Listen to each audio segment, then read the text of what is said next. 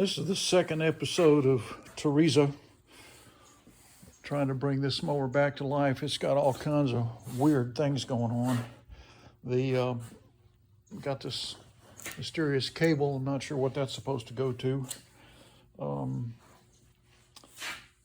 They had this giant spring hanging off a fuel tank, and now I get in and I see this, and the giant spring was attached to the governor arm, but that's the spring that's supposed to go there, and that is a twist tie just dangling. The linkage arm there looks like it's been bent. The carburetor butterfly extension it's not stuck or anything, so that works. So I've lifted the tank off of the clips, and that's how you get these tanks off. You just pull it straight up. They slide into those gaps right there. So let's go to work on this thing.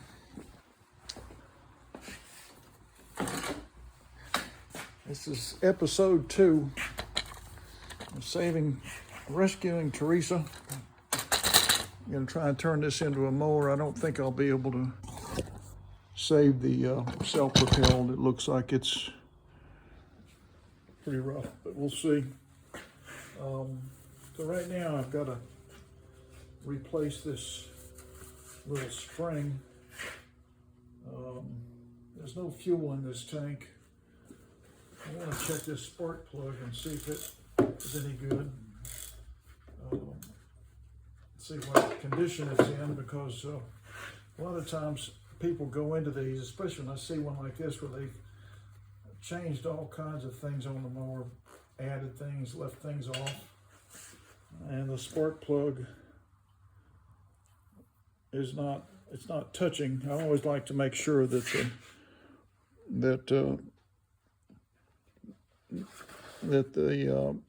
that arm is not touching the electrode, because if it is touching, somebody's trying to increase the spark or whatever. My opinion is you can start a fire doing that.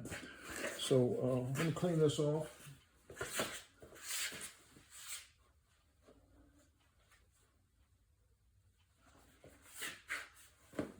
The gap looks okay, so I'm going to put this back in. I'm hoping that I can pull the cord on this thing in a few minutes just to see if it's going to fire. In the last episode, I did confirm that it has compression. This plug is not going in very easily. Come on, you.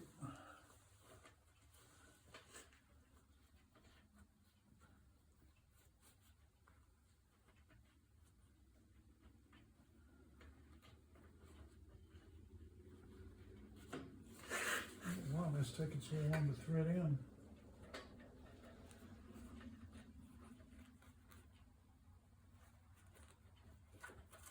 Okay, got it started. Let's finish reinstalling this plug. I'll speed this up for you.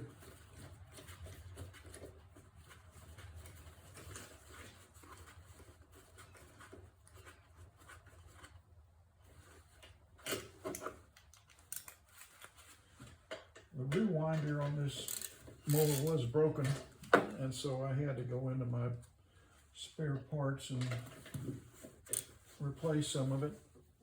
And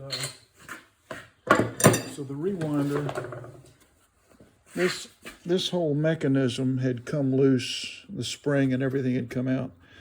Fortunately for me, I had one of these little retaining clips, and so it's all, you see the big spring under there, and as you pull it, those arms ride down and are going to catch the starter cup. And the way to put that clip in is you push it, put it over the top of that knob and push down on it rather than trying to slip it in from the side. That's a fool's errand.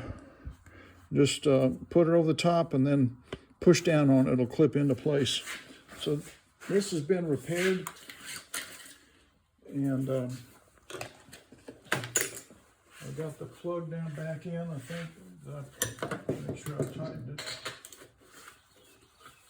Yeah, it's tight.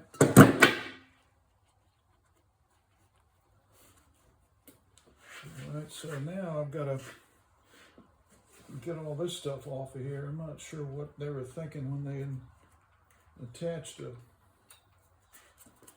zip tie. What is that? Let me get that off of there. Get some scissors. Okay, got that off. There, Mr. I don't know why anybody would do that. And now I'm going to try to, let me show you this. And messing with that, they bent this arm way too far this way. So this thing would race in RPM. So I'm going to bend this back a little bit here. Let's see if I can get it. There we go. That's a little better. It's also bent this way. So let me set the phone down, and I'm going to push on that with a heavy set of pliers or something. Hang on.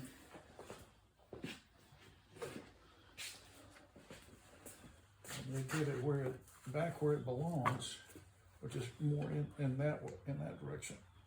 There we go. Okay, that's better. And now I'm going to look at this spring and see if it's okay or not. It appears to be okay, so I'm going to reconnect it to this arm.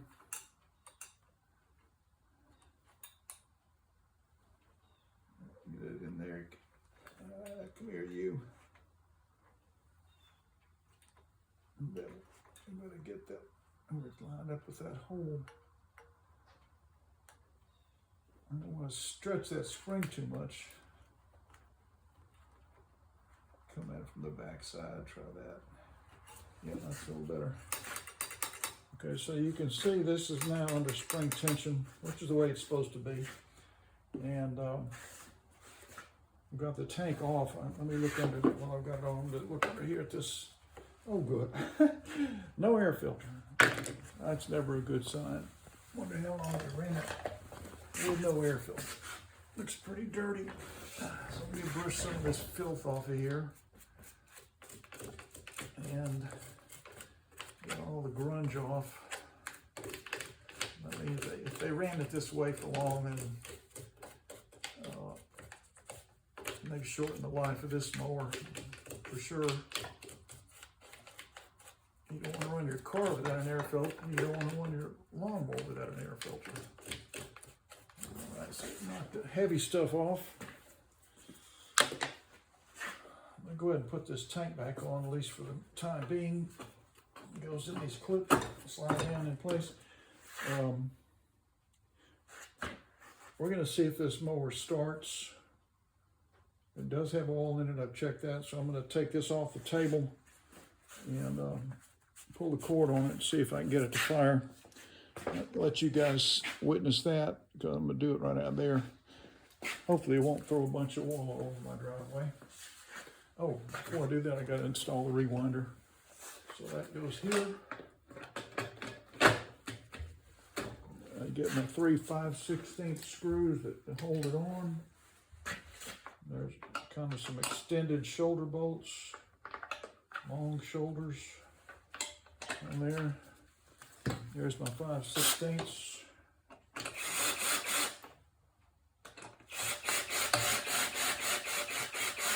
I don't want this super tight, so back off on that.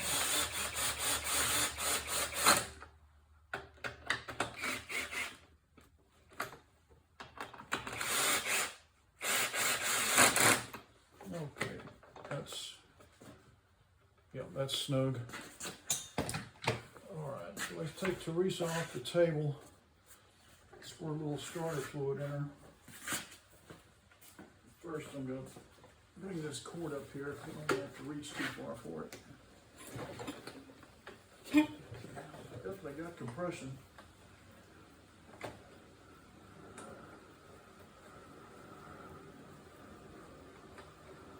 raining today, so I'm not going to be standing out there very long.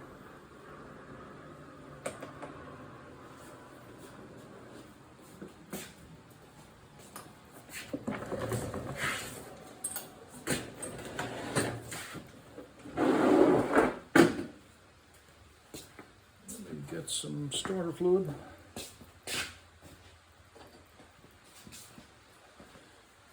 I just want to see if this thing's going to fire.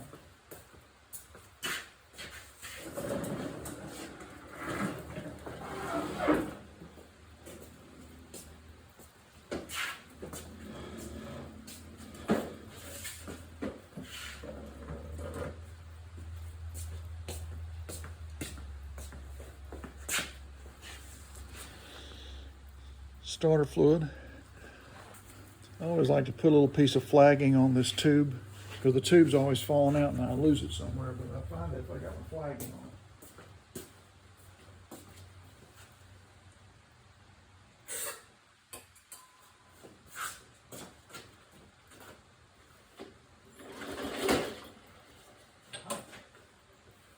Okay, that felt like there was some kickback, so I'm going to put it back up on the table and see if we have a sheared flywheel key. And I'll bet we do.